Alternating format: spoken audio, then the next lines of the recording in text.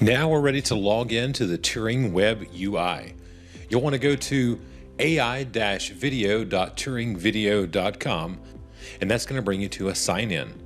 You want to use your Turing Vision credentials to go ahead and sign in. You may see when you first come in, there may be an upgrade available. Again, we've talked about with the OTA. You can simply do that now or just come back and do it later. Let's move on to talking about what all is in the UI.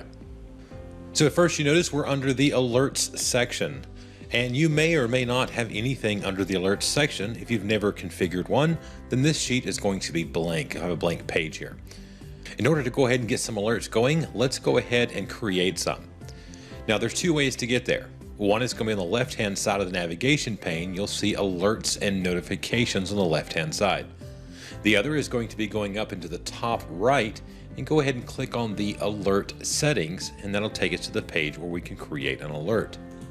When I come into here, you see I've got quite a few alerts already created, but we're going to go ahead and create a new one, and it's going to be called an alert rule. You see it's in blue and underlined. So let's go over to the far right of the screen, and we'll have plus or add a new alert rule. I'm going to go ahead and create one that's kind of generic, just so we can get some alerts rolling in, and we'll cover more specifics later. I'm going to hit the plus on alert rule. I'm going to give it an alert name. So I'm just going to go ahead and call this all vehicle. So all vehicle, choose the event type, hit the drop down menu. Again, you can imagine we're going to want vehicle. And we don't at this time want to put any information in here. No attributes, license plate, things of that nature. We could, but we'll cover that later. Simply go down now and choose a site. I'm just going to do it for the Learning HQ. I could add another site if I wanted to. Again, if I had more than one, just wanted to create kind of a catch-all rule for all vehicles, I could do that. I'm just going to do this for now for one site and click create. Now, if I look up in the very top, you see all vehicle. Again, that's what we named it. And we do see there is a vehicle underneath it. So let's go back into the alerts section. We'll cover this more in depth later. So in the top left-hand side, let's go to alerts. And let's first see what and how we can filter by. You have alert type. If you do your drop-down menu, you have either people or vehicle. If you notice now, you see all people listed in the bold section. So let's go ahead and slip it over to vehicle. And now we see vehicle has popped up. We even see one here that's got a license plate with it. We could then go by each individual site. We could do the drop-down menu, and we could go into a site, and we could even go by camera as well. So this site only has two cameras, but we could choose one of each of the cameras. We could choose a particular one, and that would narrow it down all the way to that site and that camera. And then even more, we can come over into time and do the drop-down menu and do last hour, day, week, month. And let's look from the 2nd to the 3rd of January. This one will have some. And here you see we go back Monday, January 3rd, and we've got these different types of vehicle alerts in here. Again, alerts are going to be an event that you created an alert for that event.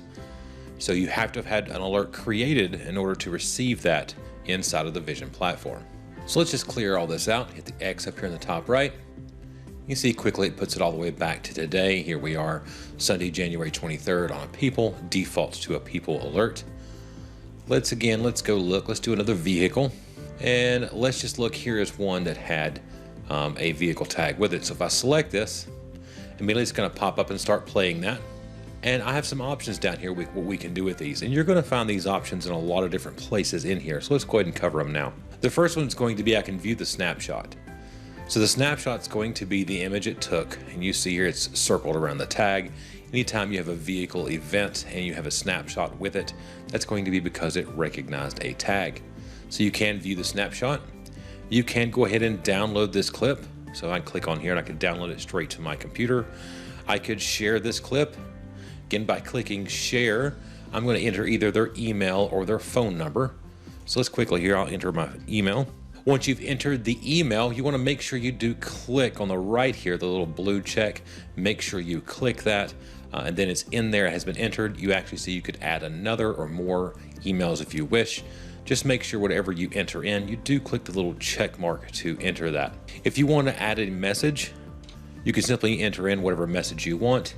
Again, don't forget to click the little blue check to make sure the message is in, and then click share. So now we have a share succeeded, so that's sent over to my email. We have another icon here that has a little point up. That's going to be archive.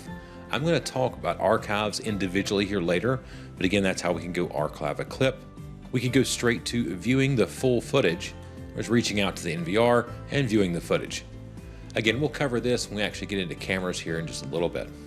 So if we want to go back and look, we could go and we could change the alert types. We could go to a people, and let's just do it by site real quick here. Again, just pick a site. I know there was one with only just a very few alerts, and if I click on this one, you can see several things here. So not only does it pop up and show, again, the little playback clip, the 5-second clip, it also shows me in the bottom because it did recognize me, and we're going to talk all about how it did that here shortly. Again, the same options: download, share, archive, and view the full footage. But you'll notice there's no download thumbnail or download the capture image, because it's only in a vehicle event do you get that capture image where you can go in and click on that. This completes the training in this section. Please continue on to the next video.